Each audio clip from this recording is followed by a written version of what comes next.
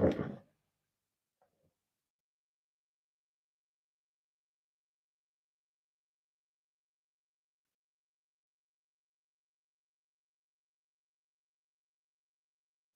morning, good afternoon, good evening, depending on where you are joining from.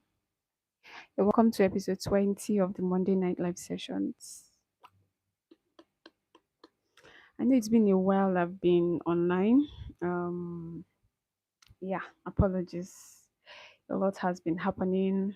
Life, that's life. A lot has been happening behind the scenes. So many things to do, so many places to be. Yeah. So you're welcome to episode 20 of the Monday Night Live sessions. And tonight we're having Do You Still Do 2.0? Um, it's a tradition now that anytime we have a milestone episode, that means either episode 10, episode 20, episode 30, just like that. We use it to have this conversation called Do You Still Do? So it's focused majorly on married couples, right? Married couples and sorry, married couples, where we have conversations that talk about, what's going on in our marriages, challenges, how we overcome, situations and all of that. So this 20th episode of the Monday Night Live sessions, we're having Do You Still Do 2.0? So you're welcome to the conversation. Please help me share the link to this conversation on your WhatsApp, your Facebook story, just so that other people can be aware and they can also join. I'll be very grateful if you can do that. And then also, you can let me know in the comment section where you are connecting from, what part of the world you're connecting from. Just let me know. Yeah. I remember when we had Do You Still Do 1.0? That one was reality check in marriage, where we had to look at our marriages as to do a marriage review to see, okay, I said I do few years ago, 10, 20, 30 years ago, 5 years ago, 3 years ago, I said I do I still do? That's what the conversation is about. It's just a review, an appraisal of our marriages, where we started from, where we are now, so that we can know where we are going to. Yeah, Austin. Oh, hi, I'm Kenny. Kenny, you're welcome. Where are you connecting from? What part of the world are you connecting from? I like to hear. Just let me know. So tonight we're having Do You Still Do 2.0? And tonight's conversation is centered around knowing how to be the man that a woman needs. Yeah, the man a woman needs. That's what we are having tonight. So we are talking about male responsibilities of, leadership, of influence, how to be a woman's man. That's what we're, looking at. Because a lot of times we see men, they tend to be confused about what do women really want. Women, they always complain, this and that.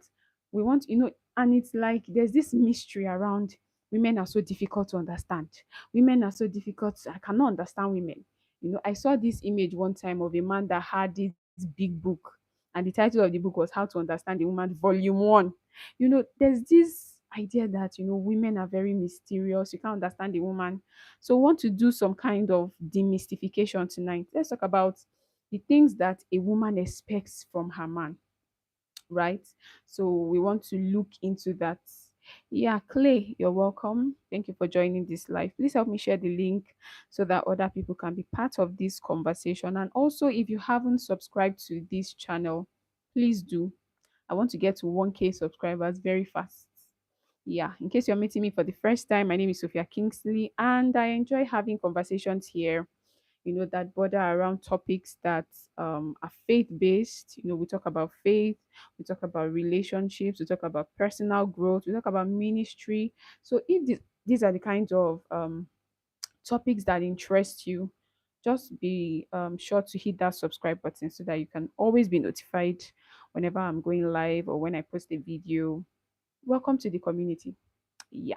So tonight we are looking at the man that a woman needs. We want to talk about the responsibilities of a man in a relationship or in a marriage. We want to look at how a man influences the life of the woman in his life. Yeah. We want to look at how he leads her. These are the things that a man should do for the woman in his life. We want to look at all those things because every woman, there's something the husband of my mentor says. He says every woman is wired to look up. The man that she has in her life, she is wired to look up to him. So we want to see what are the things that a woman is expecting from her man, right? We want to look at that. How to be a woman's man. That's what we want to look at tonight. Yeah. Um let me confess because yesterday was International Women's Day, right? And so while I was thinking about putting this live session together, my first focus was, okay, this is International Women's Day. Let's talk to the women, as we always do. Mm, as we always do. Let me have a meeting, or rather a session where I talk about, women, some issues that women have, just address the women. That was my first line of call. But then I started to think about it, that wait, though, why is it that we always talk to the women, to the women, to the women? How about the men? Who is talking to the men? Why are we not talking to the men? And so I just switched. I said, no. This International Women's Day, we celebrate women. Women, we celebrate you. All right. You are special. You are amazing. You are strong. But we want to talk to our men, because we can keep, like I said in the captions I posted for the flyer for this session, I posted and I said we can keep holding women's meetings, women's conferences, women conversations, women conventions, teaching women. Love it. You're welcome. Thank you for joining this live. Please be sure to invite other people to be part of this conversation. We can keep holding women's meeting, teaching women how to be right, how to do the things right, how to cook right, how to talk right, how to do everything right. And then the woman has all this knowledge, and then one man will just scatter everything that she's trying to build. We need to be talking to the men. So that's why this live tonight is for men. No, women, you are welcome to this conversation, but it's majorly for men. In honor of this year's International Women's Day, I want to talk to the men. Yes, like I confessed, I said the first line of call was, oh, so what topic can I talk about to the women for this I said, no, enough of talking to the women. Let's talk to the men. So we are talking to the men tonight. Yeah. Now, before I begin to talk about the things that a woman expects from her man, it is important that we understand why we are having this conversation in the first place. If you're just joining, I said tonight's conversation is how to be the man that a woman needs. Yeah, right. So that's what we're looking at tonight. How to be a woman's man. When a woman says this is my man, she's expecting something from you. By virtue of that title, my man, there are things that she's expecting from you. What are these things? How can I be that man?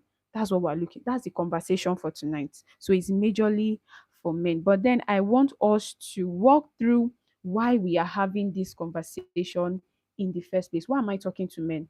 Yes, I want us to understand the why. All right. Now I want to begin by reading a scripture to us, and it's a scripture that is very popular, a scripture that we like to read, especially men. Men like this scripture. Mm, they like this scripture very well. And that's in Proverbs chapter 14, verse 1. Proverbs 14, verse 1.